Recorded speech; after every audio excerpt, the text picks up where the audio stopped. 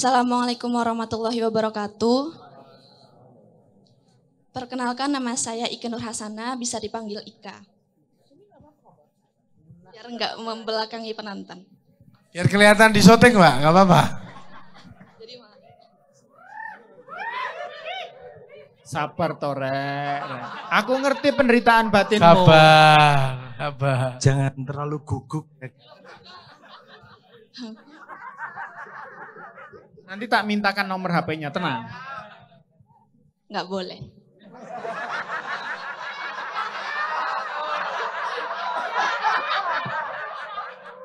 Aku aja ditolak loh, pemenangku.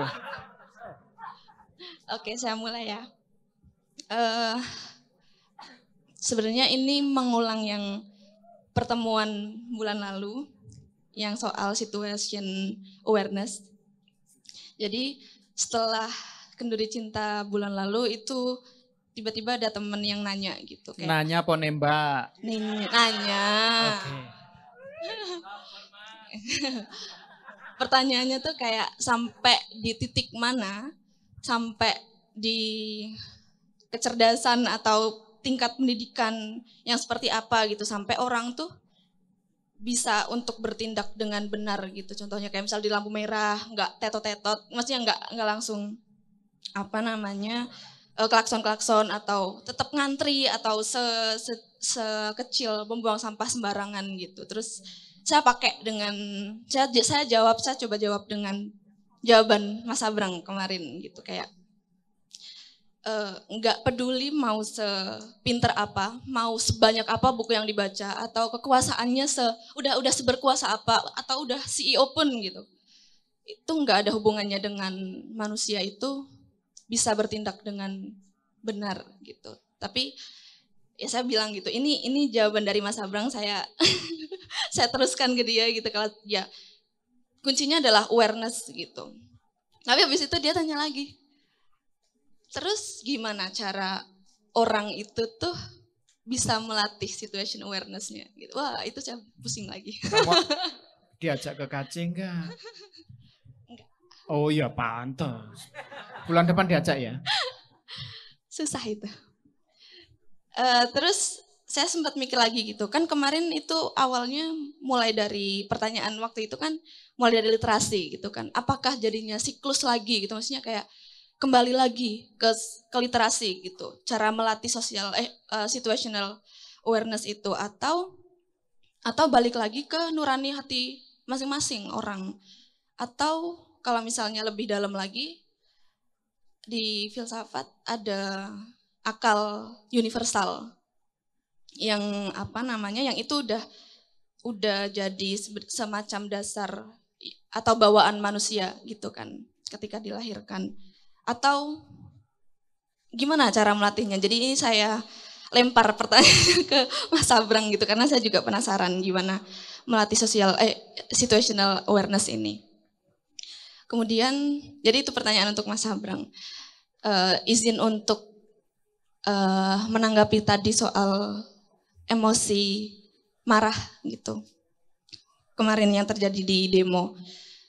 Benar, saya setuju sekali kalau marah itu ya buang-buang energi gitu. Dan ada banyak situasi di mana dengan marah itu justru memperkeruh suasana, atau hasilnya itu nggak bagus gitu. Banyak situasi yang seperti itu.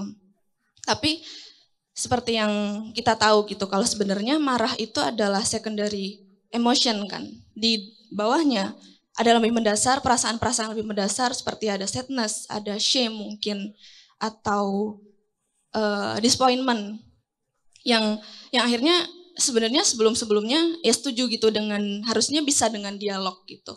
Tapi sampai akhirnya sekarang atau kemarin itu kemarahannya keluar gitu. Berarti dan sebelumnya sebenarnya udah banyak juga dialog yang dicoba gitu kan oleh beberapa perwakilan dari masyarakat gitu. Tapi yang terjadi adalah ya pemerintah atau yang berkuasa ini denial, nggak mau meng-acknowledge apa yang dirasakan sama kita gitu, sedihnya kita gimana gitu, yang akhirnya muncullah marah itu. Saya juga sebel kenapa namanya pemerintah, kenapa namanya penguasa. Padahal kita yang bayar mereka, harusnya kita yang berkuasa, harusnya kita yang memerintah gitu. Mereka pekerjanya gitu kan. Terus mungkin sebenarnya kemarahan kemarin perlu untuk dikeluarkan. Kita emang perlu gitu untuk shake the boat karena cuma dengan itu gitu suatu situasinya bisa berubah. Kalau misalnya kayak gitu mungkin ya nggak bakal pernah berubah gitu. Makanya itu jadi perlu, kemarahan itu jadi perlu. Terus dasarnya tadi adalah kalau kata Mas Abrang, kita turunkan standarnya dari pemerintah, mengurangi pain dari masyarakat. Mungkin contohnya kayak menuntaskan kemiskinan gitu. Itu setuju gitu. Cuman ternyata dari pemerintah pun ketika kita minta pemerintah untuk menurunkan kemiskinan, ternyata standar kemiskinannya yang diturunkan jadi 20.000 per hari per kapita gitu. Benar ya jadi Mas Karim ya? Jadi kayak ini agak aneh juga, kita pengen kemiskinannya dituntaskan malah sama mereka standar kemiskinannya yang diturunkan gitu. Itu aja sih, itu pendapat dari saya aja. Terima kasih. Assalamualaikum warahmatullahi wabarakatuh. Ini Mbak Ika dari Jaksel ya? Dari Jaksel? Iya. Oh. Mbak Ika Nurjana. Which is ya? Ya. Enggak, asalnya sebenarnya dari Wonosobo Jawa. Oh. Malah pada bae wong dhewe kayak kue. Orang ngapa kok ora kepenak? Itu ngapak itu Purwokerto, beda sama Wonosobo. Orang ngaku percaya. Pas ngomong kemiskinan, pas yang pegang data Mas Karim. Makasih Mbak Ika Nurjana. Nanti Kemiskinan udah diturunkan bukan datanya Mbak. Dari simbah ke bapak ke anaknya. Itu jawaban yang pegang data kemiskinan. Nah, turunin. Monggo, yuk Mas. Ya, assalamualaikum warahmatullahi wabarakatuh. Ya, perkenalkan nama saya Demas. Saya dari Bekasi, dari Cikarang. Kebetulan pertama kali ikut di acara ini. Sempat diracunin sama teman. Ya, mungkin langsung ke pertanyaan ya.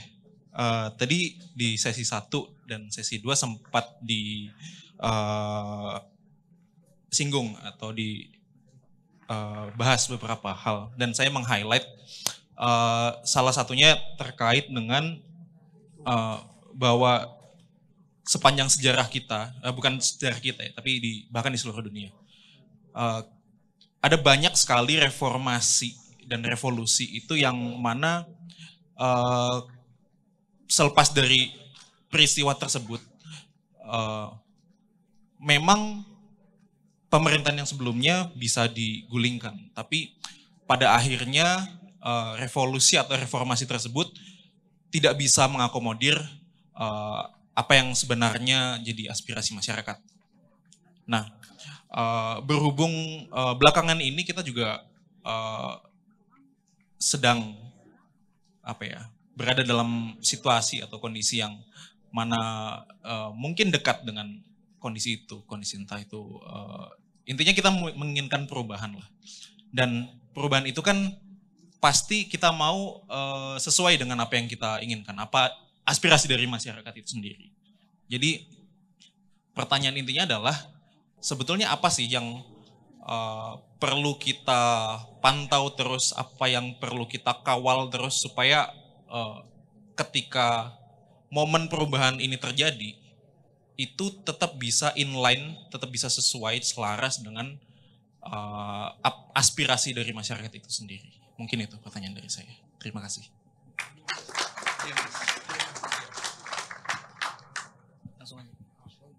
Baik, assalamualaikum warahmatullahi wabarakatuh. Perkenalkan, nama saya Ali, gitu ya. Saya lahir dan tumbuh besar dari sebuah daerah yang memang warisan budayanya itu sangat kental, Madura, gitu ya. Apa? Besi? Enggak. Jadi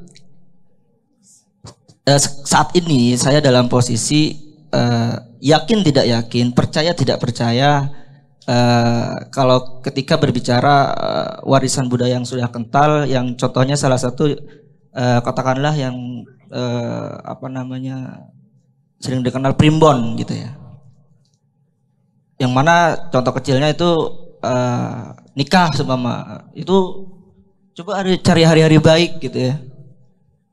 Tanyalah ke kiai, oh, ini bisa dicari nih di ilmu perbintangan gitu kan segala macam. Lalu kemudian ada juga sesajen contohnya gitu ya. Sesajen. Manakala apa Hokage ke-8 gitu ya, kesurupan gitu. Terus kemudian dia ngirim kepala babi ke kantor Tempo gitu kan. Lalu kemudian ada juga kalau berhubungan warisan budaya yang kental di daerah saya itu ketika ada orang meninggal maka di apa belokan pertama ke arah kuburannya dia akan disirami air kapur. Mungkin saja di persimpangan Semanggi kita perlu sirami air kapur juga kali atas matinya demokrasi saat ini gitu ya. Nah di sini posisinya yang sejak lahir tumbuh besar di daerah Madura gitu yang warisan budayanya kental itu saya dalam posisi benar nggak sih kalau saya percaya ini atau memang tidak benar atau bagaimana gitu. Nah dalam hal ini saya coba mau menghimpun dari segala sudut pandang yang pertama dari untuk apa Prof dari segi astronomi gitu ya, lalu kemudian Ustadz dari apa aspek teologis gitu ya, lalu kemudian Gus mungkin dalam aspek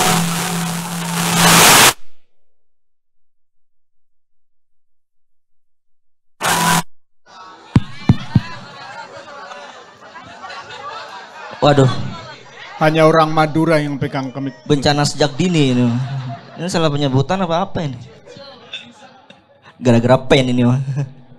Jadi mungkin untuk Gus dari aspek ilmiah kali ya. Mungkin itu saja. Ketika saya berhasil menghimpun berbagai pandangan, manakala saya bisa memposisikan diri, oh dengan segala sudut pandang itu, ini loh, saya harusnya berdiri dalam menyikapi warisan budaya yang kental itu. Gitu. Terima kasih. Wassalamualaikum warahmatullahi wabarakatuh. Oke Mas, dapat Mas, keren ini. Jadi eskalasi tradisi primbon yang tradisional segala macam ke panggung politik ini keren banget ini anak Madura nih Prof. Mungkin Mas Ustadz Nanda, ini keren ya anak Madura nih. Yang ditanya pas Kiai Madura lagi. kebanjiran Mas ya tadi ya. Kita mulai dari siapa dulu Mas Tri? Dari Prof Hormana dulu kali Oh ya? dari belakang tadi Prof, arek Madura yang menanyakan kita kan kaya dengan tradisi, dengan primbon, ada tadi Prof juga sempat menyinggung soal Pranoto Mongso segala macam yang mungkin masih relevan untuk ranah personal keluarga yang lingkupnya kecil.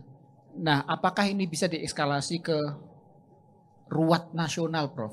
Ruat panggung politik, panggung DPR sehingga mereka nggak macam-macam lagi, nggak sembarangan ngomong, nggak sembarangan flexing sehingga mereka sadar dan mau menyambung silaturahim yang lebih proporsional ke rakyat dan apa yang menjadi tanggung jawab mereka. Monggo Prof. Terima kasih banyak. Wah ini pertanyaan yang filosofis.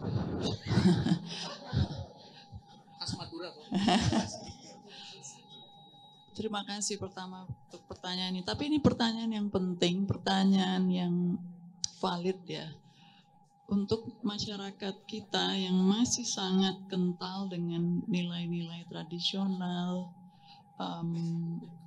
bukan hanya nilai tapi juga praktek tradisional, praktek yang datang dari keyakinan yang tidak selalu berasal dari sesuatu yang bisa dijelaskan secara saintifik. Ya mungkin kalau saya boleh menawarkan respons yang sifatnya universal, barangkali membosankan, tapi saya memohon maaf. Sains itu bukanlah seluruh dari realita. Dia adalah kumpulan pengetahuan yang orang sudah berhasil himpun, uji, dan seterusnya. Jadi bolehlah dikatakan pemahaman terkini, yang terbaik yang kita bisa tawarkan tentang alam gitu. Tetapi secara sadar pula sains itu tidak mengklaim bahwa dia bisa memberikan deskripsi atas seluruh realita. Karena tidak semua dari realita itu bisa dipersepsi. Apakah oleh sains, apakah oleh yang lain begitu. Nah, sains itu paling tidak hanya mengatakan domain kerja saya hanya alam fisik saja loh ya gitu. Padahal minimal kalau kita memperhatikan kita sebagai manusia, kita nggak cuma fisik ya. Ada elemen yang lain, ada dimensi yang lain, spiritual, mental, dan sebagainya yang betul-betul tidak bisa kita masukkan ke dalam domain fisik. Oleh karena itu, ada fenomena gejala yang mungkin tampil sebagai gejala alam yang tidak bisa dijelaskan secara saintifik gitu. Nah, tetapi ada juga hal-hal yang kita bisa pisahkan. Paling tidak di dunia astronomi itu paling sering dibingungkan, dicampur adukan astronomi dengan astrologi. Astrologi itu apa sih? Astrologi itu boleh juga orang sebut sebagai contoh dari pseudoscience. Kayak sains tapi nggak beneran sains. Mengapa masih kayak sains? Mengapa dia bukan mitologi begitu ya? Karena dia masih menggunakan data observasi yang betul, yang sesungguhnya. Kalau bilang, oh ini lahirnya kapan, tanggal berapa, cocoknya apa itu namanya, zodiaknya apa begitu. Karena pada saat itu, pada saat yang bersangkutan lahir, matahari sedang terlihat pada arah planet mana gitu ya. Nah itu kan data. Pada tanggal sekian, jam sekian, matahari, planet itu ada dalam arah yang tertentu begitu. Nah tetapi yang kemudian di extend relasinya itu adalah relasi psikologis. Bahwa orang yang lahir pada bulan ini tanggal apa namanya tahun sekian dia akan punya karakter begini atau begitu karena misalnya Mars atau apa sifatnya panas karena itu dewa perang dan begitu ya. Jadi itu kemudian dipakai untuk menjelaskan sesuatu yang relasinya sebenarnya nggak kausal. Tetapi mungkin orang menjadi sudah percaya, ikut karena udah dibilangin nih. Kalau orang yang saya misalnya lahir bulan Juli, Cancer, itu kan sensitif, gampang tersinggung, bla bla bla bla gitu ya. Terus karena selalu dibilangin gitu, lama-lama saya kayak percaya gitu. Nah, jadi iya saya tuh emang gampang sih, soalnya saya Cancer sih gitu. Jadi bukannya saya gampang tersinggung karena bagaimana saya dibesarkan, lingkungan saya, atau kondisi fisik saya, atau apa gitu. Tapi kemudian itu cara yang gampang banget buat saya. Nah, jadi penjelasan-penjelasan yang sifatnya tadinya pinjaman itu kadang-kadang menjadi terlalu memasyarakat begitu. Nah, manusia itu punya dimensi spiritual yang betul-betul kuat. Dan kalau dia diasah, dia menjadi bagian yang difokuskan oleh manusia tersebut, dia bisa kuat sekali begitu. Dan kalau dia bisa kuat ya memang tadi seperti saya katakan mungkin sains nggak bisa terlalu jelaskan mengapa ritual tertentu itu betul-betul bisa berdampak. Ya kalau misalnya orang bisa menyiapkan sesajen atau apa untuk nggak turun hujan, itu bisa betul nggak turun hujan gitu ya. Itu kan sudah banyak petunjuk-petunjuk akan hal tersebut begitu. Jadi saya pikir buat sains itu kesempatan dan pengingat untuk selalu rendah hati ya bahwa apa yang dia tawarkan tuh jelas-jelas belum lengkap. Tetapi pada saat yang sama saya pikir juga penting untuk kita mengetahui tadi relasi-relasi kausal yang kita bisa tarik, kita bisa dorong, kita bisa paksa sampai seberapa begitu itu bekerja. Karena itu jadi memberikan kita latihan-latihan berpikir, latihan-latihan untuk mengolah cara kita menganalisa, mengelaborasi suatu pikiran, bahkan pikiran kita sendiri dalam hal misalnya kita mau mengambil keputusan, terus di ujung-ujungnya ternyata sadar bahwa keputusan itu nggak bijak begitu ya. Tapi kalau kita biasa dengan menyusun relasi-relasi kausal itu seperti urutan begitu ya, train of logic begitu, saya pikir kita bisa kemudian menelusur balik. Kok saya bisa salah mengambil keputusan tuh dulu saya mikirnya gimana gitu. Tapi kalau itu tidak dilakukan sebagai kebiasaan, exercise, menelusur balik itu menjadi sulit. Nah kalau menelusur balik sulit dilakukan, kesalahan bisa diulangi gitu jadinya. Ya, analogi sederhananya banget ya, waktu saya masih kecil, ibu saya tuh memaksa kami semua anak-anak untuk bisa menjahit.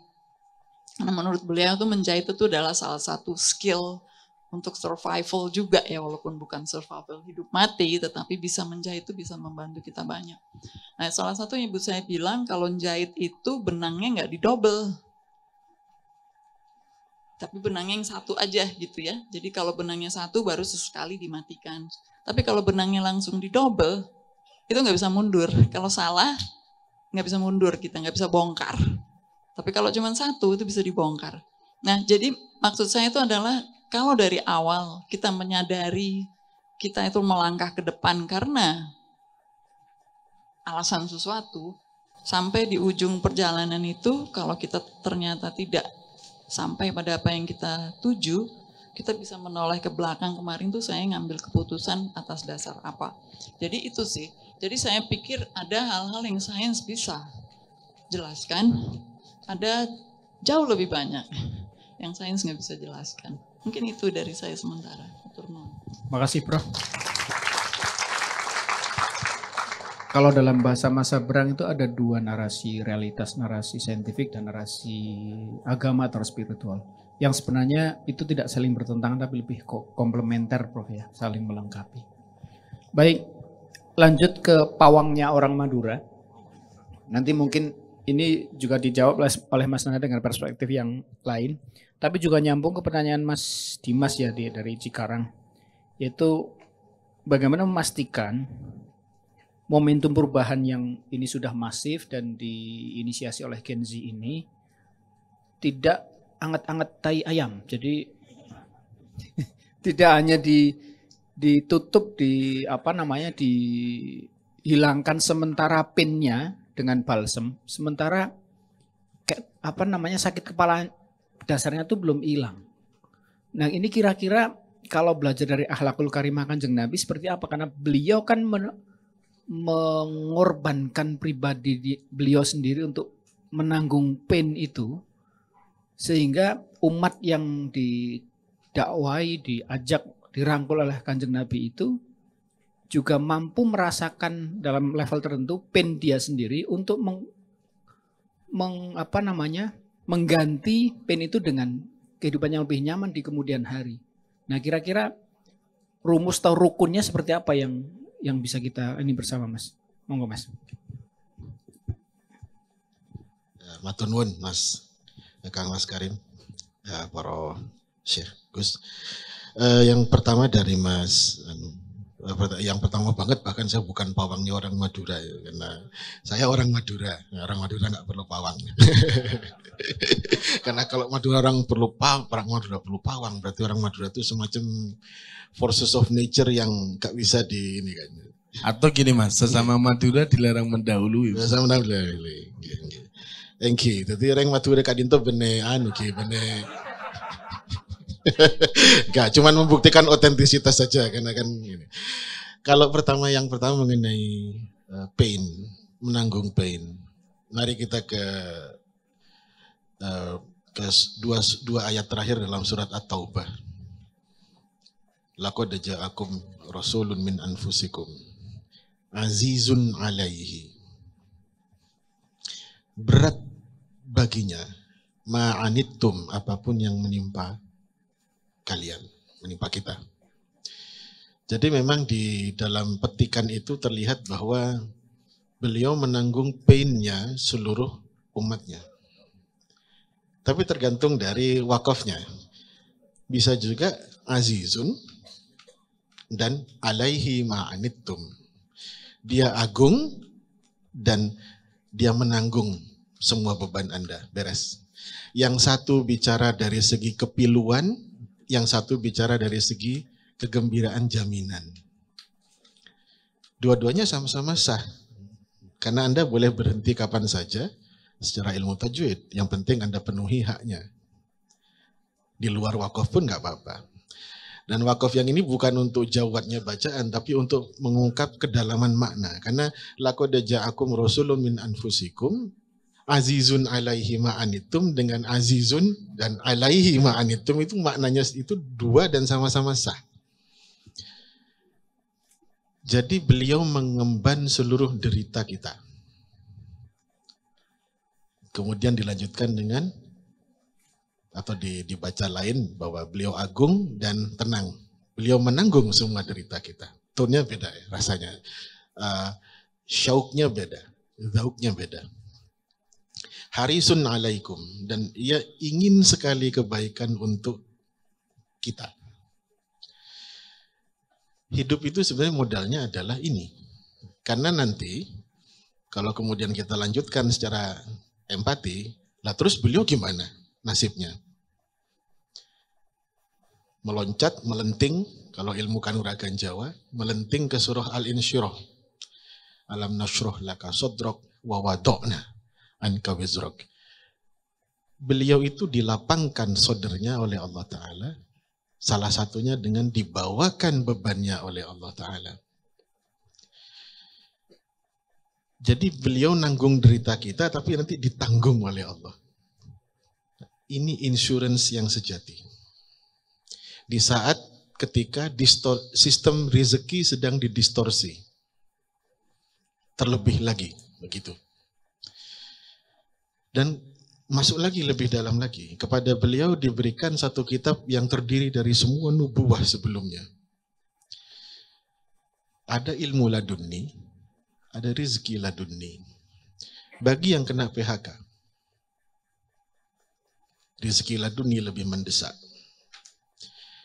Bagi yang harus mengamati dan situational awareness tadi, ilmu ladunni yang lebih mendesak. Bagi yang ingin paham dan di PHK, dua-duanya mendesak. Karena ada yang seperti itu. Dia di PHK dan dia ingin tahu siapa sih sebenarnya yang keladi derita saya ini. Nah, mari kita telisik satu-satu.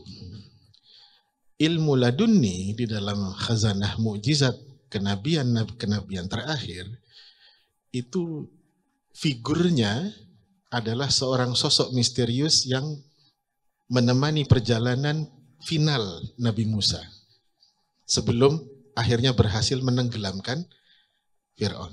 Yang iblis tadi, weh, itu kan.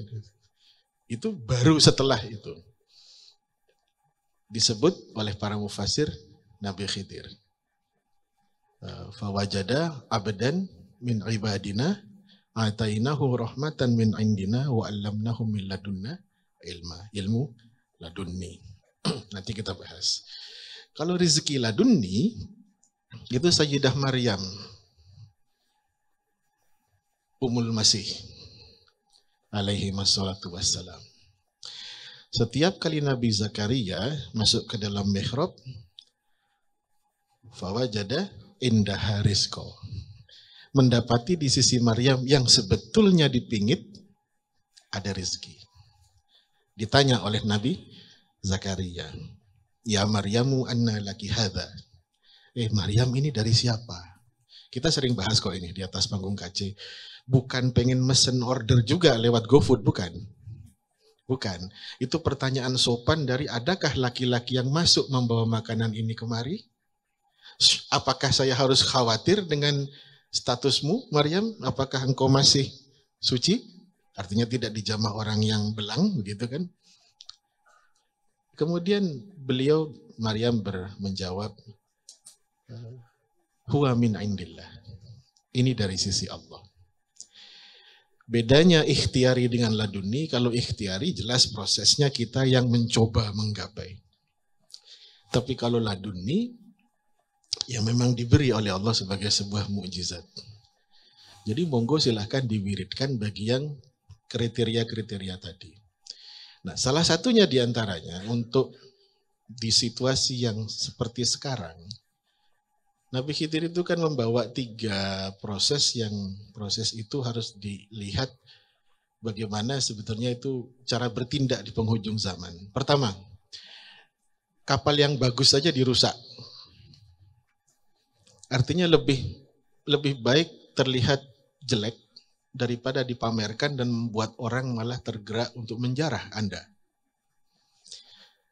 Lebih baik memang benar-benar sederhana, bukan pura-pura bersahaja, bukan, tapi memang sederhana. Yang kedua, nah ini yang hati-hati. Nabi Khidir itu berdasarkan perintah khusus, bukan perintah umum, membinasakan seorang generasi, bisa saya bilang generasi Z,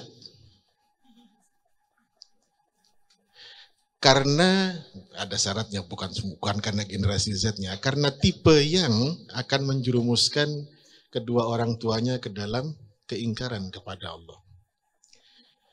Bisakah karena dikendalikan oleh algoritma buatan, karena dia lebih sering mendengarkan sosmednya daripada Al-Quranil Karim, ya nggak tahu.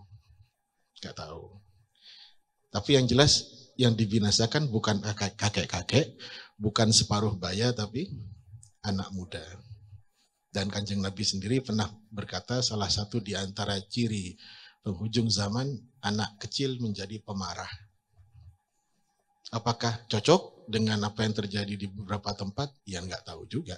Yang jelas tadi oleh Gus Abram sudah dijelaskan, ada concern realnya, yaitu ketika orang yang tidak berhak, bukan ahli itu bukan hanya pakar loh ya. Ahli itu termasuk juga layak atau berhak menduduki suatu jabatan. Kalau diberikan kepada yang bukan ahlinya, maka tunggu saatnya. Artinya tunggu saat kehancurannya atau tunggu kiamatnya. Jamamiul kalim, Rasulullah itu kalamnya dalam. Apakah itu sudah terjadi? Jelas. Sehingga sampai bisa menimbulkan amarah yang luas. Tapi yang ketiga adalah justru prioritas untuk menyantuni anak yatimnya orang yang soleh. Dan ketika Nabi Musa minta upah di sini, yang tadi cuma ditegur, dimarahi karena jangan nanya kan gitu kan. Yang ini langsung, ini perpisahan antara aku dan kamu. Hadza firaqu baini wa bainik. Jadi situational awareness-nya harus dibaca dengan kepekaan 3 tadi. Bisakah kita bilang ini algoritma khidriyah? Silahkan, monggo. Bisakah kita lihat ini sebagai prisma laduni? Pasti.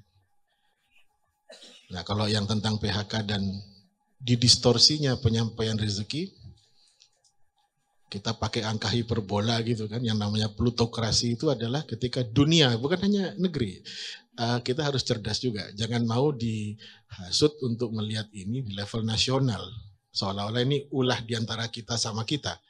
Enggak, ini dunianya. 99% kekayaan dunia dikuasai oleh 1%, yang 99% orang berebut yang sisa 1% ini. Ya sudah, pasti omni bellum kontra omnes bahasa Maduranya. Tak oneng apa cak Latinnya tak oneng. Perang by all against all. Karena kemiskinan struktural. Memang pasti ada salah urus, ada anggota parlemen yang enggak tahu akhlaknya, mungkin belum sampai ke akhlak Muhammad. Pasti, tetapi dunia ini tidak terisolir berdasarkan garis batas border. Buktinya currency-nya aja masih global. Nah, jadi ke sana arahnya. Untuk kewaskitaan membaca. Meskipun saya akan agak keberatan kalau mengatakan ini perspektif teologis. Ini bukan perspektif teologis, ini kewaskitaan spiritual, kewaskitaan ruhani. Nah, kembali ke tadi primbon dan semisalnya. Di Madura juga ada primbon dan seterusnya. Kalau maupun mau ditanya mengenai pembobotan teologisnya apakah boleh, tidak boleh dan seterusnya, sepanjang sifatnya itu observasi koinsidental, nggak apa-apa. Instrumental ya, hanya untuk alat bantu untuk menghimpun data dari, apalagi zamannya big data kan. Yang jangan sampai itu kalau dipahami secara kausalitas mitologis, apalagi divinitas. Oh, karena bintang ini, maka dia punya kuasa menumbuhkan tanaman ini. Enggak, tetap Allah Ta'ala. Itu hanya satu insiden yang coexist dan punya pola yang sifatnya long cycle. Boleh, kalau pakai pengamatan ilmu Titan gitu kan, boleh aja. Ya ditata saja nawaitunya.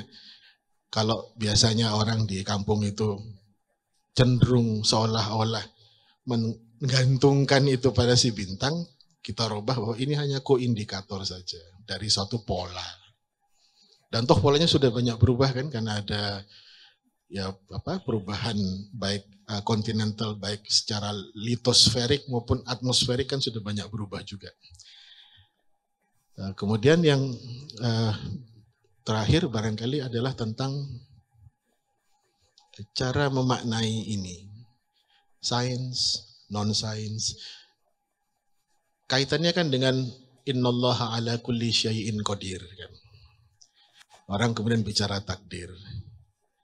Di mana tempatnya sains, di mana tempatnya yang belum sempat dipetakan sains, di mana tempat yang sebetulnya prerogatifnya Gusti Allah. Kembali lagi, segala sesuatu baik yang sudah terpetakan sains maupun belum, tapi sifatnya ketentuan Allah yang diletakkan di alam, masuknya dalam ranah qadar atau ukuran. Qadar. Ada yang sudah dipetakan sains, ada yang belum. Karena sains manusia kan terus mengalami proses discovery, tapi pasti nggak akan melampaui ilmunya Gusti Allah. Nah, untuk yang prerogatif itu kodok. Kalau qadar diimani dengan cara dipelajari. Maka iptek itu adalah cara manusia berinteraksi dan iman pada qadar. Tetapi kalau yang sudah ketetapan pengganti, kodok bisa juga ketetapan, bisa juga artinya pengganti kan. Harusnya sih secara ukuran begini, tapi kok mati juga ya gitu kan. Oh ya berarti diganti ketetapan itu, per kasus itu. Itu cara mengimaninya dengan tawakal. Saran saya adalah jadikan building block. Selalu mulai dari scientific efforts, scientific prism. Karena ini yang memang dikuasakan pada kita oleh Allah Ta'ala. Tapi jangan lupa bahwa setiap fasenya itu spiritual sebetulnya. Hanya karena kita bisa menjelaskan proses reproduksi, tidak menghentikan kenyataan bahwa itu tetap Allah Ta'ala yang menciptakan manusia. Kita hanya diizinkan mengintip saja pada prosesnya dan mendefinisikannya, menjabarkannya dalam bentuk eksplanasi yang sifatnya saintifik. Jadi jadikan building block, termasuk tadi primbon, tetap itu hanya building blocks dari satu architecture of our imperfect knowledge, bahasa Maduranya. Ya, bahasa Bangkalan itu imperfect knowledge. Selalu kita knowledge-nya itu imperfect. Karena kita hanya bisa merekonstruksi qadar, tidak bisa mendahului membaca qadar. Gitu. Jadi kira-kira demikian relasi antara situational awareness, primbon, feng shui, apalah namanya itu semua hasil dari common wisdom yang perlu kita tata saja. Susunan building blocknya. Matur nuwun, terima kasih. Terima kasih Mananda. Mas Abrang, ini langsung makjleb soal situational awareness. Tadi Mas Abrang sudah memberikan clue soal parameter yang kita gunakan secara universal, misalnya tentang pain itu tadi. Tapi kondisinya yang tadi Mbak Ike Nur Hasanah sampaikan, ini tidak biasa-biasa saja. Ini kalau jerawat itu sudah gede tapi nggak pecah-pecah, atau sudah mau pecah banget, tapi ini keburu harus datang ke resepsi atau malam mingguan. Jadi dilematis di situ. Satu sisi Mbak Nur Hasanah itu menyampaikan apakah ini harus benar-benar kembali ke literasi, akal sehat, nurani. Karena itu nggak cukup ternyata dalam kondisi sekarang ini. Apa yang bisa kita lakukan, Mas? Karena satu sisi memang ini, Mas, rakyat sendiri yang memaksa. Ada anggapan cerita misalnya, jadi anggota DPR kok motoran, kok mobilnya elek. Anggota dewan kok pulang nggak bawa dana aspirasi. Dewan opo gue. Jadi ada tuntutan dari bawah juga yang membuat mereka seperti itu, Mas. Mau nggak, Mas? Yora. Dipuji biasanya malahan. Wah, walaupun DPR ternyata pakai sepeda loh. Oh, ngasih gawe video macam-macam barang. Dipuji-puji dewe. Saya tak ngiling-ngiling pertanyaan nih. Gue malah bingung. Apa tuh mau tentang situational awareness. Pertama saya mau address marah itu tadi. Perlu dikeluarkan. Marah is okay tanpa amarah. Apa bedanya marah sebagai metodologi dan marah dengan amarah? Kalau amarah itu memuaskan diri. Kalau marah itu menuju objektif. Itu hanya metodologi. Sama anak, itu sama kayak gitu kok. Dikasih tahu, jangan Dek. Masih ngotot, Dek jangan. Mulai naik ini nadanya. Masih ngotot, keplak tangannya, jangan. Ngotot meneh, setrum tangannya. Kenapa? Karena coba lihat ekskalasinya. Paling halus dulu, pakai kognitif.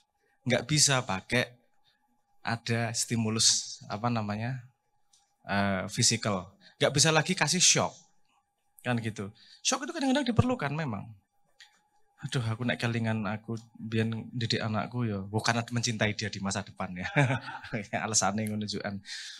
Dulu anak saya itu masih kecil belum bisa ngomong, itu mainan raket nyamuk. Dan saya nggak bisa ngasih tahu dengan kalimat, tak setrum cetet gitu. Tapi nggak pakai amarah. Kalau amarah yang takut selipnya adalah yang dipuaskan diri. Kalau nggak pakai amarah, kamu tahu kapan berhenti. Kamu tahu batasnya. Nah itu memang butuh disiplin kesadaran. Setiap saat pertanyaan kepada diri, saya ngapain sih ngelakuin ini? Saya ngapain sih ngelakuin ini? Nanti kita akan punya filter sendiri. Kalau gini ini efektif, kalau gini ini nggak efektif. Bakar-bakar itu nggak efektif. Marah nggak apa-apa, tapi kalau bakar-bakar itu nggak efektif. Itu merugikan kita semua bersama. Marah perlu marah, tapi jangan pakai amarah. Karena yang dibutuhkan adalah mereka take awareness terhadap itu. Gitu, yang penting deliberasinya. Jadi output dari situational awareness itu sebenarnya adalah deliberasi dari keputusan. Deliberasi itu sengaja. Gini, sebenarnya ngapain sih kita harus situational awareness terus kemudian membuat action tertentu? Emang kita tahu bahwa itu benar atau salah kan gitu. Perlu kesadaran utama. Ini mungkin juga nyambung ke yang ketiga itu tadi ya. Hidup itu nggak pernah yang namanya kita punya parameter mana pasti benar, mana pasti salah. Never. Kalau di logika ada yang namanya abduktif. Ada induktif, ada deduktif, di tengahnya ada abduktif. Abduktif itu dengan data yang tidak lengkap. Kita harus tetap ngambil keputusan atau ngambil kesimpulan dengan paham bahwa itu bukan kebenaran sejati atau sebenarnya. Wong sing pertanyaannya yang bener mana, yang jelas mana, itu sebenarnya pengen kognitif closer, males mikir terus. Kalau ini udah bener, udah selesai, aku gak perlu mikirin itu megang itu benar. Itu membuat malas berpikir. Karena kita harus terus-terusan sadar bahwa yang kita anggap benar selama ini, itu pasti ada kemungkinan salahnya loh. Ada kemungkinan selalu, itu melelahkan. Memang, bahwa kita melakukan sesuatu jangan-jangan ada salahnya. Padahal setiap langkah kita, pasti ada kemungkinan salah. Pasti. Jadi situational awareness itu tadi bukanlah untuk mencari keputusan yang benar. Tapi mencari keputusan yang optimize untuk future yang kita harapkan. Paham maksudku ya? Future yang kita harapkan gimana? didengerin kita. Optimize langkahnya untuk menuju ke situ. Bukan untuk memuaskan diri bakar-bakar dan iso ngantemi wong, kan gitu. Bu kayak kancaku ojol lah, aku yang duwe kanca ojol, tanggane tanggaku ki ojol, berarti aku oleh ngantemi sing menyakitkan ojol ya, golek alasan wae mengarep ngantemi kan ngono. Nah, itu yang apa namanya, yang menurut saya ekspresi amarah itu selalu dangerous. Karena itu selalu lepas kontrol.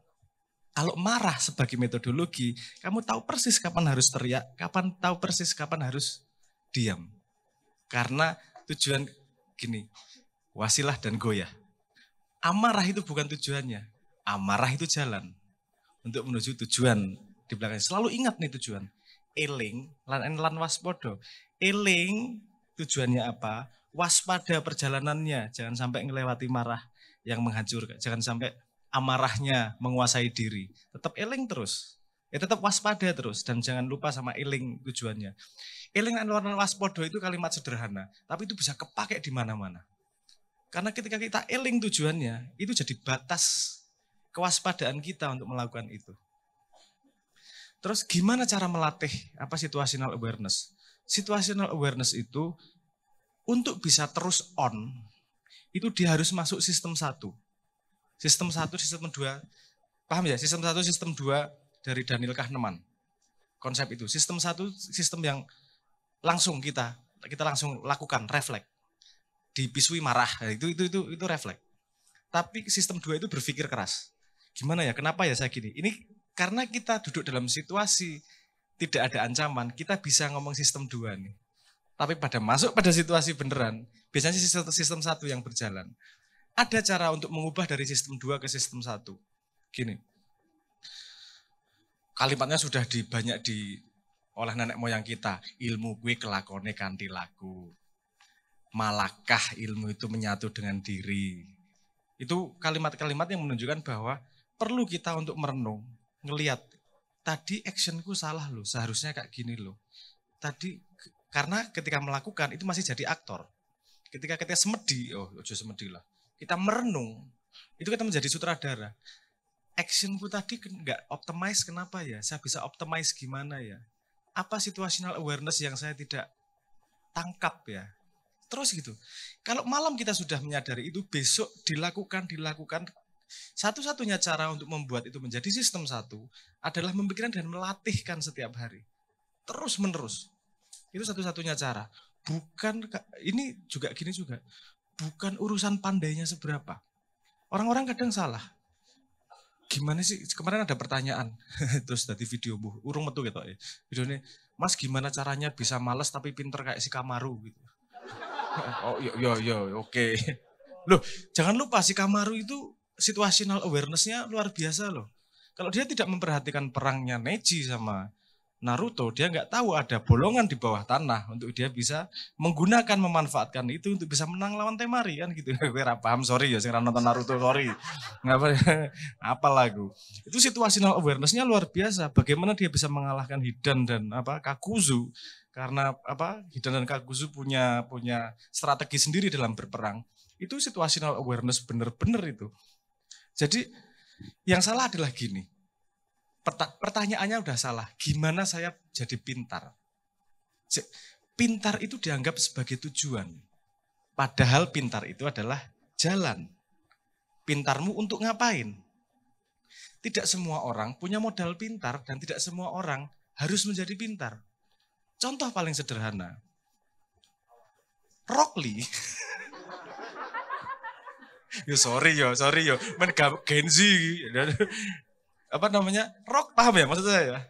Rock Lee itu nggak bisa, dia cuma bisa taijutsu tok, cuma bisa silat di dunia yang semua pakai cakra. Dia cuma bisa silat tok. Pinter? Enggak. Cakra enggak punya. Tapi tools dia apa? Jeniusnya adalah kerja kerasnya. Senjatanya adalah kerja keras jalannya. Tujuannya menjadi ninja yang sakti misalnya gitu. Naruto, goblok uteke. Naruto ki goblok modal semangat tok kakan cangkem. Semangat maju.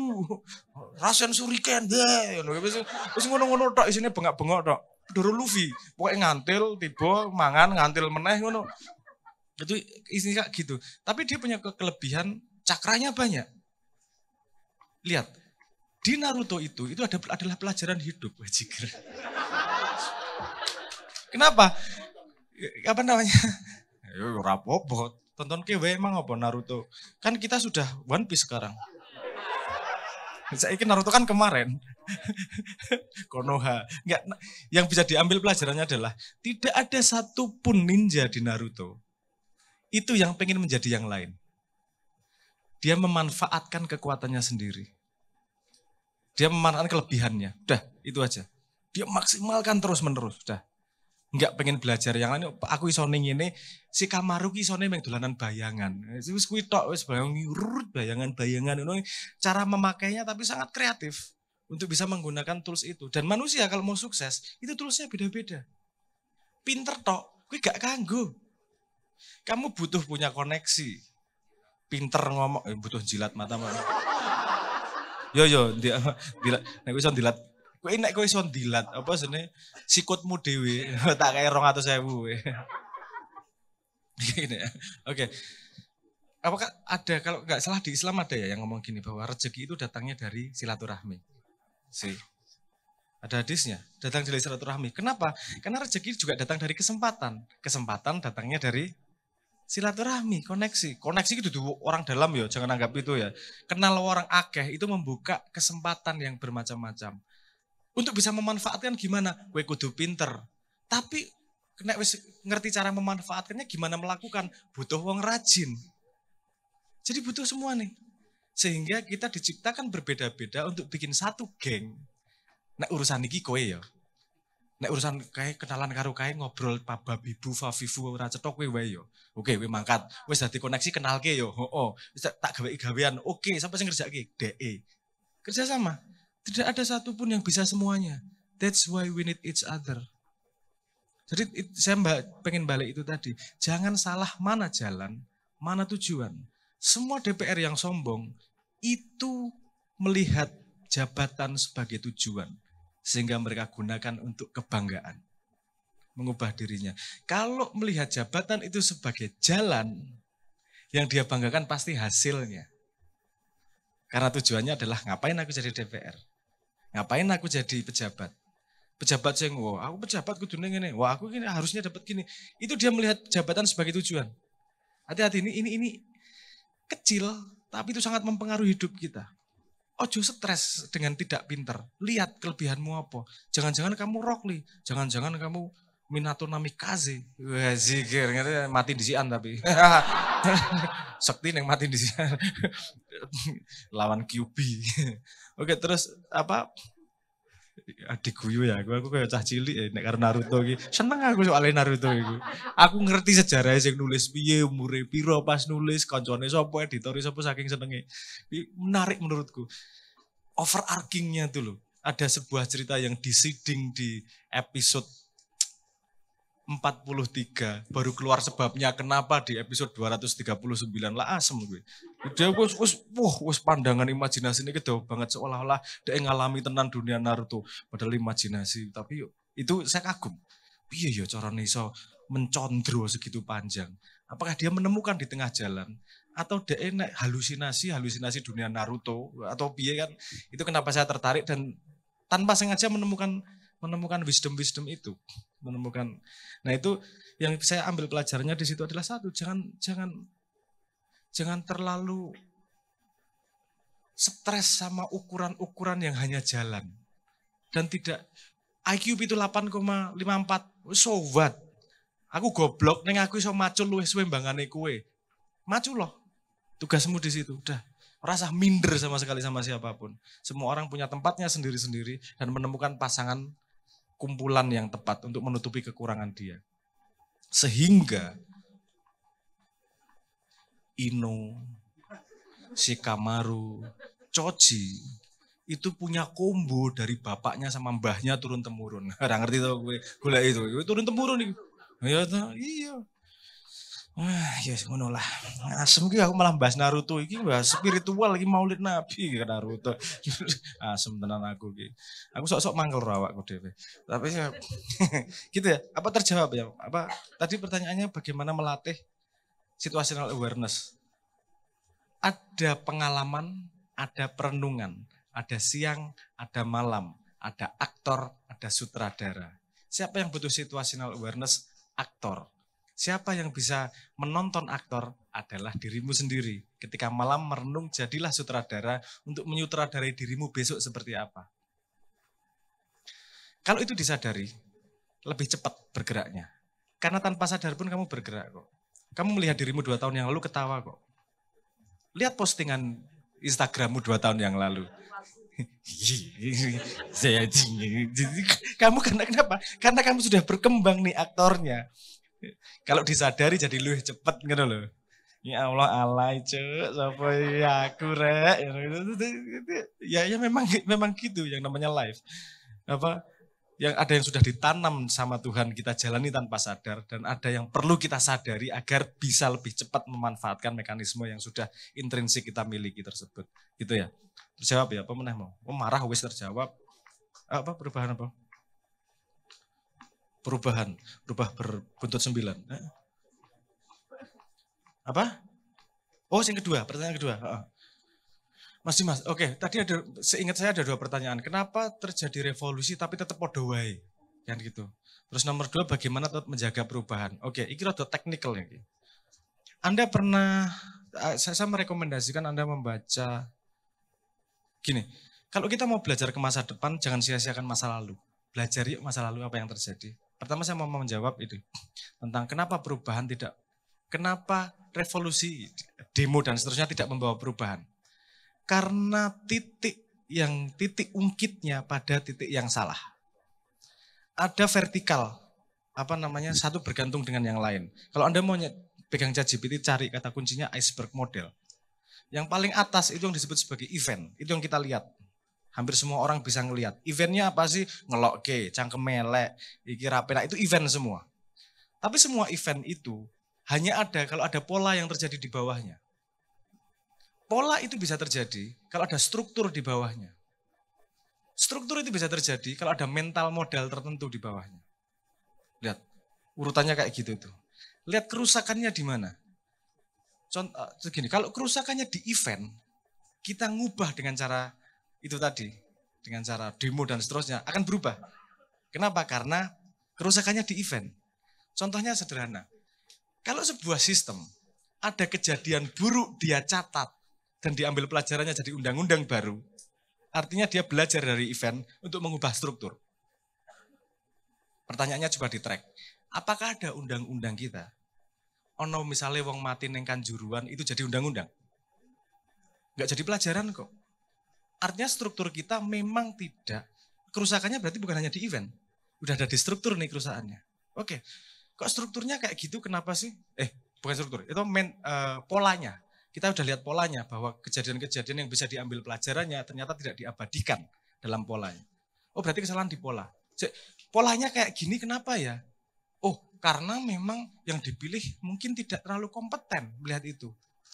Loh kok bisa dia dipilih kayak gitu? Berarti strukturnya yang rusak. Kan gitu. Oke lihat Ki.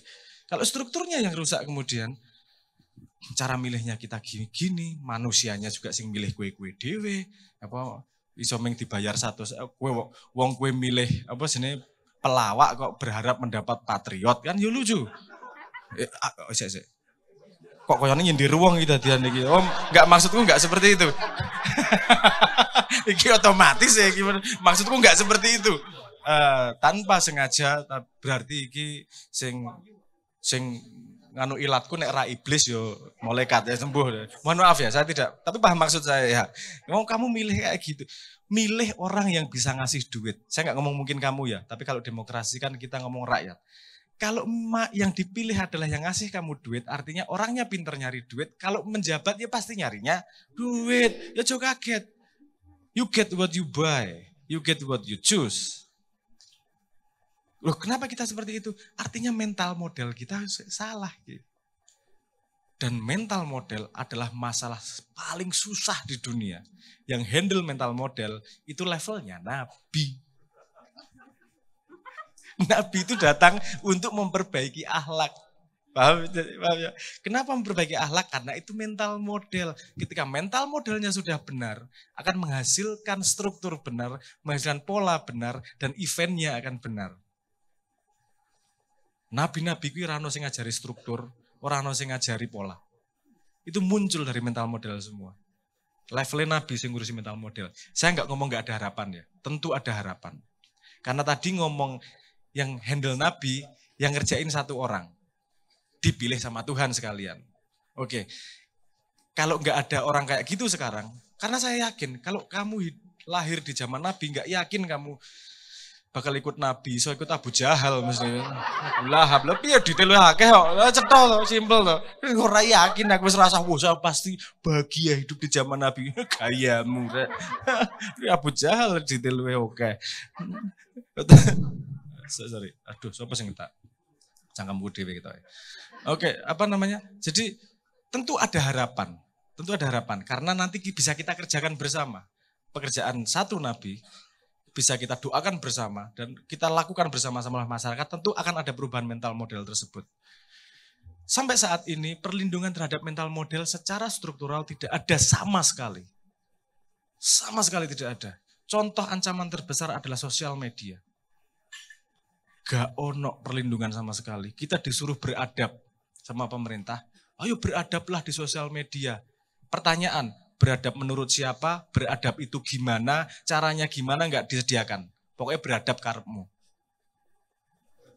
Fish banget toh. Mother Fisher. Apa sih? Fish lo. Nah nang YouTube pernah di-ban gitu nih. Apa? Aku tadi kelingan asem lah. Widi teman saya. Keyboardis band lawas jenenge Leto itu. Di-ban seminggu dari apa namanya? Dari TikTok, itu gara-gara saya. Saya nggak tahu, dia nyuting saya live, terus aku gini. Ternyata dianggap porno, terus nggak boleh di-ban seminggu aku guyu, alah gini ki porno tuh, semua tau yuyu, asyik tenan. Mental model, oke balik lagi, ngekek aku. Jadi sekarang setiap dia lagi syuting tak gini-giniin, di-ban seminggu, mau taruh. Apa namanya? Oke, balik lagi. Tekanan Timo. Oh, tentang mental model. Terus gimana kita bikin perubahannya? Oke, coba kita cari titiknya. Tak kasih kata kunci ya. Monggo dicari dengan di GPT. Ada yang namanya wicked problem. Level masalah kita di dunia di Indonesia sekarang adalah wicked problem. Kenapa disebut sebagai wicked? W-I-C-K-E-D. Wicked problem. Karena problemnya bergerak terus. Jawabannya bergerak terus. Gak mudah mencari jawabannya. Tapi oke, kita coba cari satu titik yang mungkin berlaku pada zaman yang bergerak. Satu masalah terbesar yang diomongin gue mau. Tadi ngomong tentang, aku jadi kelingan, Mbak Ika Nur, Nika Nur Alam gue mau. Nur Hasanah ya, Mbak Ika Nur Hasanah tadi ngomong kemiskinan kemudian diturunkan standarnya. Oke. Itu sangat penting, itu poin sangat penting yang hilang di dunia sekarang, di Indonesia sekarang. Gini, kita itu butuh ngelihat realitas masalah untuk bisa memecahkan masalah. Sementara realitas sekarang yang disediakan, itu realitas yang dikontrol oleh satu pihak. Jadi dia bikin realitas agar bisa mengalungi bunga kepada dirinya sendiri. Agar bisa mengasih piala ke dirinya sendiri. Wah, aku berprestasi, Cuk. Sementara rakyatnya kangelan golek gawean. Realitas yang kamu alami berbeda dengan realitas yang dipotretkan. Selama kita tidak bisa lihat realitas, kita tidak akan bisa memperbaiki apapun. Karena dengan data yang salah, semua action salah. Itu fondasi nomor satu yang belum bisa, tanpa itu nggak akan bisa dipecahkan. Wes, yakin aku. Itu mungkin tidak semua orang paham itu. Ngopo bentuk realitas? Yang kamu lihat sekarang itu belum tentu masalahnya. Itu bisa jadi efek samping kesekian dari yang sebenarnya apa yang terjadi. Nomor satu, mari kita lihat realitasnya. Mohon maaf ya sing apa PNS. Salahmu tadi PNS. Oh, tapi pemberani PNS neng KC. Siap dikumbah modero. Oke, apa namanya? Ya mungkin teman-teman nggak berdaya. Ini di sini dalam jangka frustasi juga di kantornya. Menderita juga di kantornya. Oke. Kita butuh metodologi. Bagaimana realitas itu dibentuk bukan oleh satu parti. Paham maksudnya? Oleh semua kita bentuk realitasnya. Gimana cara membentuk realitas objektif? Adalah masing-masing manusia menceritakan realitasnya dengan independen. Kemudian dikumpulkan menjadi most probable reality. Itu yang dijadikan dasar. Proses ini harus objektif tanpa melibatkan manusia. Karena kita tidak percaya sama manusia siapapun. Ada faktor itu. Mohon maaf. Kowe karo bojomu dhewe sesuk ora percaya. Karena kowe ngerti, kowe tau yo ngapusi karo bojomu. Dadi kowe yo ora percaya karo bojomu. Wis aduh wis. Saya gemuk enggak? Kokoh. Jawabnya strategis taktis. Kokoh kayak semen wae. Itu tidak harus menjawab pertanyaan, yang penting dia lupa pertanyaannya kan. Oke. Terus artinya kalau usulan saya nomor 1 adalah bagaimana ini masalah dunia ini. Ketika realitas diambil dari potret sosial media dan data dari statistik yang tidak terbuka metodologinya, kita tidak bisa yakin apa yang terjadi sebenarnya. Karena kadang-kadang ada jarak antara realitas yang disampaikan dan pengalaman yang kita alami. Terus kita mau percaya realitas yang mana? Untuk bisa merespon dengan benar. Saya sangat yakin yang di atas itu, ketika ngomong, gak ada masalah kok Indonesia, saya yakin mereka benar. Menurut realitas mereka, karena mereka orang ngalami kangelan golek gawean, Cuk. Orang ngalami susah mundake regondok, mungkin orang ngerti regondok di sepira mereka itu. Karena realitas mereka real seperti itu. Dan kita tidak boleh ngomong bahwa realitas dia salah loh. Yang salah adalah, ini kayak Fir'aun salah ya. Yang salah adalah mereka menganggap realitas mereka adalah realitas fenomena universal, bukan fenomena personal. Dulu nggak ada pemecahannya. Kenapa? Karena kita tidak percaya ada satu orang yang bisa merangkai semua realitas personal menjadi realitas kolektif. Sekarang kita punya teknologi yang namanya artificial intelligence. Kenapa dunia ributnya kayak gini? Masalahnya semua sama. Mau di Nepal, mau di mana-mana, masalahnya sama. Nggak puas. Kenapa nggak puas? Karena realitas yang diomongin sama yang dirasakan itu berbeda. Dah, itu jawaban yang sudah disediakan semua masalah dari Kanjeng Nabi ya. Semua masalah itu jawabannya pasti ada di depan matamu, wis.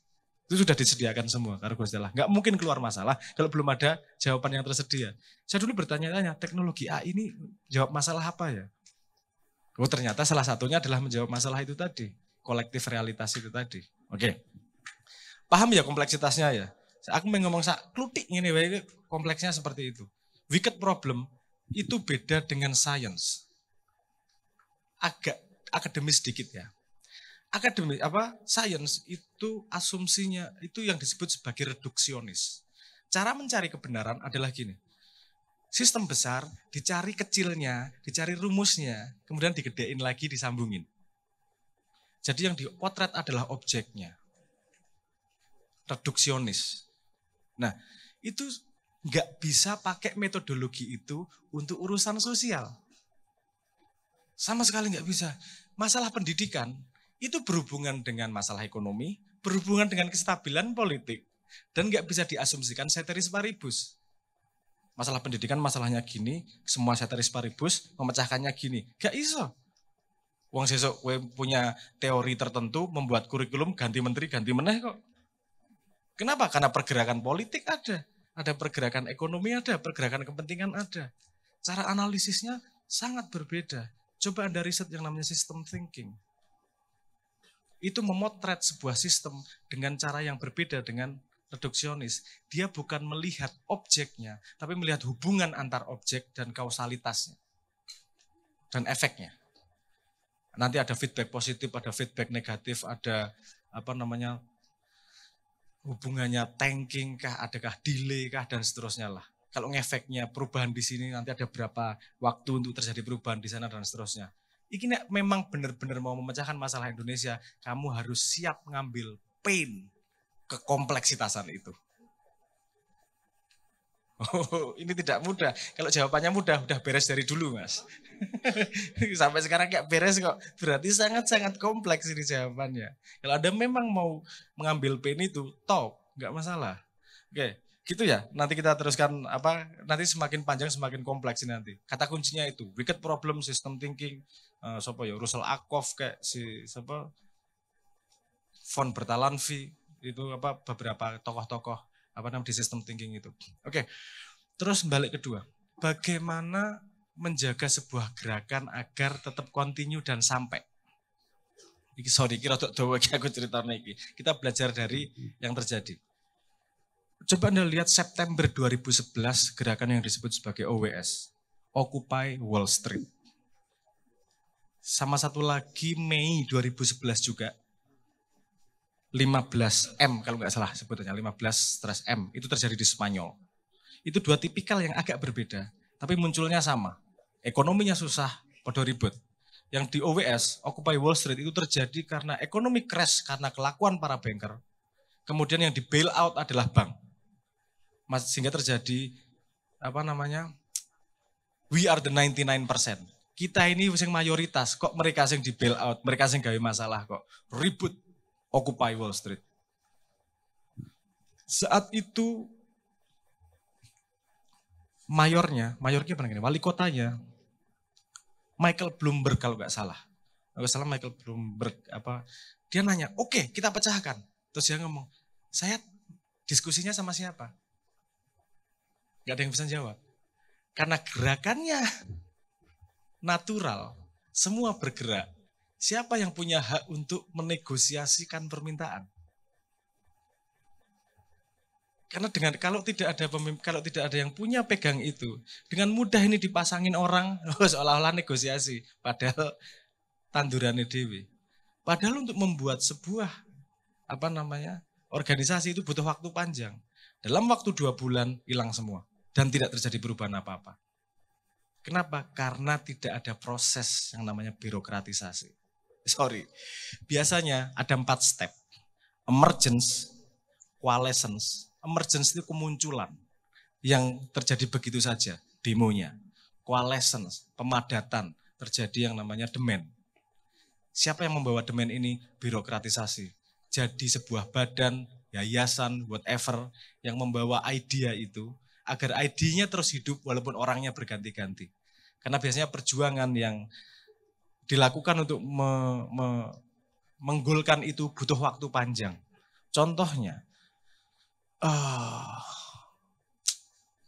Labor Party di Amerika butuh 30 tahun untuk dari ide pertama sampai kemudian mereka bisa masuk Senat. Butuh 30 tahun. Kalau yang bawa satu orang, capek mas. Wes. Kalau musyawarah untuk mufakat, itu yang terjadi di Spanyol. Oke, nggak ada pemimpin, kita semua rata. Pokoknya kalau ada tawaran dari mereka, kita rembuk. Oke. Yang terjadi adalah rapat terus. Baru kesel ngomong-ngomongane, rapat kapan nyambut gawe nih. Rapat terus ketemu apa-apa. Itu suwi-suwian nafas, lama-lamaan nafas. Kamu lama-lama nafas sama organisasi yang dibiayai oleh negara, nggak akan kuat nafasnya. Saya udah bilang di video saya, kalau nggak salah saya naik radi ketok karo editor Asune yo. Apa gue apa sebenarnya? Saya udah ngomong, demand ini pressure pointmu pendek loh. Karena pressure pointmu hanya terjadi ketika spike itu. Ketika nanti ada angin, pressure pointmu semakin lemah nih. Ada isu nadim aja, pressure pointnya lemah. Ada isu pressure pointnya lemah. Pressure pointmu masih bersandar pada demo, bukan pada pengorganisasian. Bukan pada siapa yang membawa carry ideas nih siapa nih. Dan itu problem terbesarnya. Siapa yang carry ideas dan berhak ngomong ini idenya dan dia kuat puluhan tahun untuk mendorong ini. That's the problem. Kenapa masyarakat walaupun gedenya segini, itu tidak mudah untuk bisa membuat perubahan. Kalau kalimat dari Islam itu ngomong, keburukan yang terorganisir bisa menang lawan kebaikan yang tidak tertata. Perlu bikin metodologi. Bagaimana bisa mengumpulkan keresahan ini menjadi birokratisasi. Nggak harus seperti lawas birokratisasinya. Bisa dipikir ulang. Karena teknologi sudah bergerak. Teknologi baru datang, itu terbuka cara baru, selalu. Teknologi datang, terbuka cara baru. Nah itu perlu difikirkan. Pertanyaannya balik lagi. seberapa banyak pain yang kamu mau ambil untuk memecahkan masalah itu. Wes, I take my pain. Jadi aku sirau, wes riset, belajar dari pengalaman, tak ceritani, kamu tinggal buka pintu-pintu itu tadi, coba diriset agar kamu tahu kompleksitasnya. Kalau belum putus asa dan gendeng, jangan berharap kamu punya bisa membereskan Indonesia. Membereskan Indonesia, wes gendeng putus asa, wes raiso iki koyone, wes tak lakonilah demi Gusti Allah. Gue sampai titik gue lagi percaya aku. Karena nek isi optimis, bisa ini diginiin, caranya gini, udah ganti aja DPR, udah itu gini aja. Itu satu poin dari ekosistem yang sudah kompleks. Rusaknya bukan di event, rusaknya di mental model. Itu very, very, very deep. Dan level Nabi yang bisa pecah. Sorry ya, saya bukan membuat Anda putus asa. Saya membuat Anda jangan hidup dengan harapan. Hidup dengan kepercayaan pada Tuhan tidak akan membiarkan usaha kita sia-sia. Wes, lakoni yo lakoni. Urusan, tepuk tangan sih ya, oke. Wes, pokoknya lakoni. Keuntungan yang kita dapatkan bukanlah keberhasilan dari gerakan. Keuntungan yang kita dapatkan nomor satu adalah ketika nanti ditakoni malaikat Dewi iso malang kerik. Cuk, aku wis nglakoni sak umur uripku nggo mbelani wong akeh. Rasakan takon Tuhanmu sapa? Matamu takon Tuhanku sapa?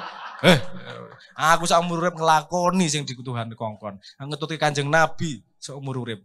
Itu isih takon-takon Gusti Allah sapa? Takon ngono karo Jibril. Takon aku, jari malaikat takon-takon. Koneksine jarine ngene karo Gusti Allah. Tight. Gitu Mas ya. Mohon maaf ya. Semoga ini tetap memberi Anda semangat. Sandarkan semangat bukan pada harus berubah. Sandarkan semangat karena memang Anda harus melakukan dan bersedia take pain itu demi ngambil take pain-nya lebih banyak orang lagi. Moga-moga tetap semangat. Matur nuwun. Makasih Mas Abraham. Yang terakhir, bagaimana apa tadi? Urusan apakah primbon kuwi benar? Apa benar tradisi kuwi benar? Endi Mas Emo? Oke, wis sembuh nang ndimu ora ketok wis. Arek Madura pokoke. Anakku nomor loro wetengi luru. Mangan radiator. Mangan radiator. Apa sih?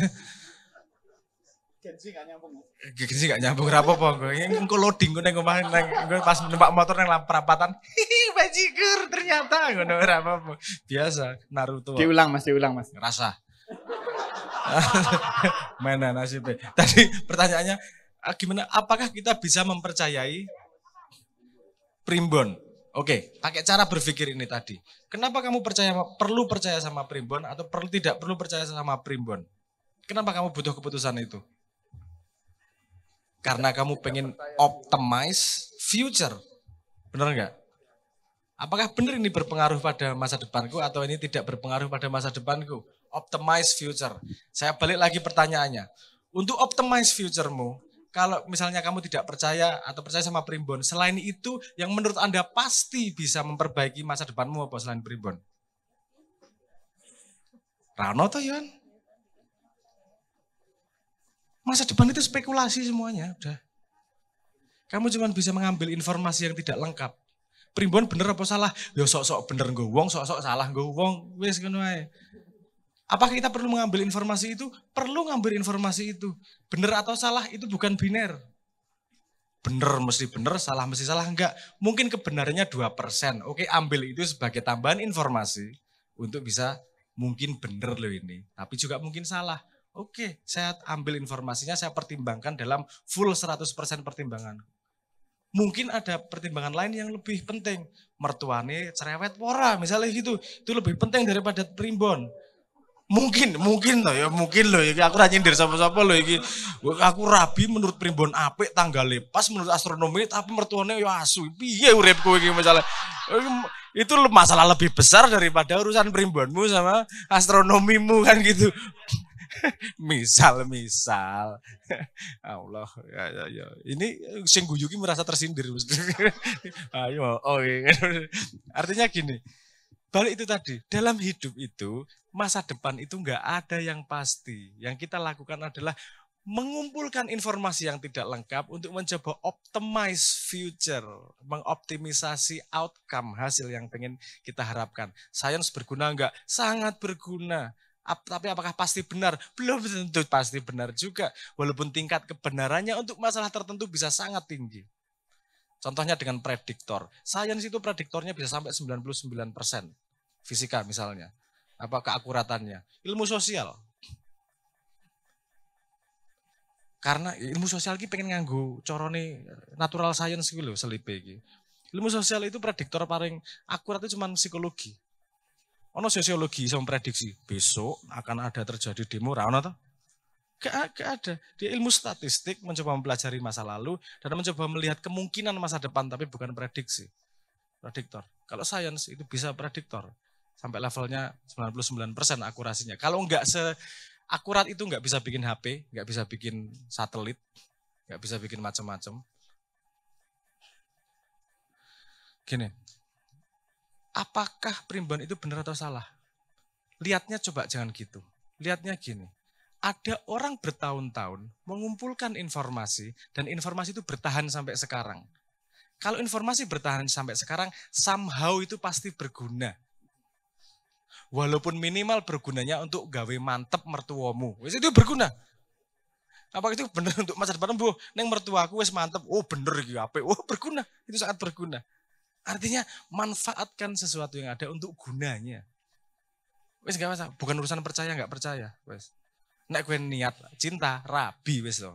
Ora oleh yo tok go mlayu to. Nek wegah yo wegah wae rasa alasan apa jenenge primbon pora. Kalau orang tua misalnya harus hari ini nih, ini hari baiknya untuk rabi, misalnya gitu ya. Lakukan bukan karena primbonnya. Oke, ini optimize future. Kalau saya mengikuti, orang tuanya jadi lebih ramah sama aku. Ini lebih merasa dihargai. Oke, saya lakukan. Apa susahnya sih? Bukan urusan prinsipmu dengan primbon dan agama. No, ini urusan optimizing future. That's it. Jangan semua langsung dibawa dalam hati. Karena prinsipnya balik tadi, tidak ada yang pasti untuk future itu, masa depan. Masa depan itu gelap. Dengan kata lain, sebelum cahaya. Baru akan terang ketika kita sudah melewatinya. Masa lalu itu malah terang benderang, karena sudah kejadian semua. Pertanyaannya bisa kita ambil ilmunya atau tidak, agar mempersiapkan kita untuk melewati kegelapan di masa depan. Oke. Jawabannya seperti itu ya, karena menurut saya, udahlah. Ini prinsipnya sama untuk manusia atau untuk ilmu. Terima itu sebagai apa adanya, tapi tempatkan pada tempat yang tepat. Ada orang jahat, buruk gak bisa ngomong, atau ngomongnya bohong terus. Terima apa adanya, tapi tempatkan tempat yang tepat. Nek kakean cangkem, ora iso kerja, ngapusi terus, tempatkan tempat yang tepat. Ojo dadekke DPR, Cuk. Paham? Posisinya ya, dah di luar dirimu, mohon maaf aku tadi kiai, di luar dirimu itu nggak bisa kamu kontrol. Yang bisa adalah kamu mengantisipasi di luar dirimu.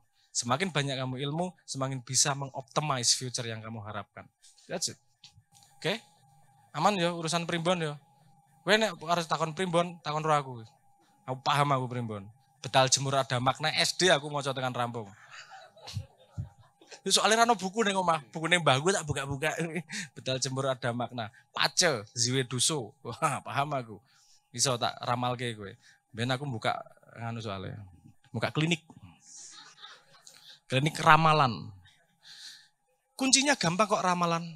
Saya meramalkan, tapi itu semua kuasa Tuhan ya. Tuhan yang menentukan, selesai. Mau asuh-asunan gue kok. Apakah benar? Mungkin benar.